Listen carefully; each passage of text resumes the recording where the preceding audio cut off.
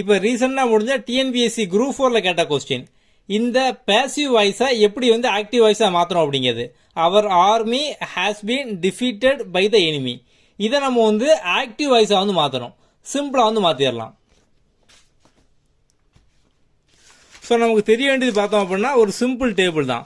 அந்த டேபிளை நீங்கள் ஞாபகம் அப்படின்னாலே எந்த ஒரு கொஸ்டின் கேட்டாலும் நீங்கள் வந்து ஈஸியாக வந்து ஆன்சர் பண்ணிடலாம். ஸோ இந்த டேபிள் தான்.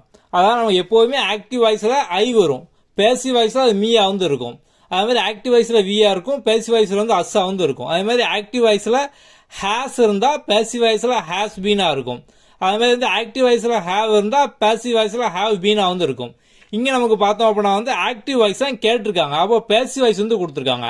அப்போ இந்த பேசிவ் வாய்ஸில் என்ன இருக்கு? ஹேஸ் பீன் இருக்கா? ஓகே. ஸோ இங்கே பாருங்க, ஹேஸ் பீன் வந்து பேசிவ் வாய்ஸில் இருக்கு. அப்போ நமக்கு ஆக்டிவ் வாய்ஸில் ஹேஸ் வந்து இருக்கணும். ஸோ அப்போ இந்த 4 ஆப்ஷனில் ஹேஸ் எங்கே இருக்கு? Option C has. இந்த enemy has defeated our enemy. அவ்வளோதான், சிம்பிள்.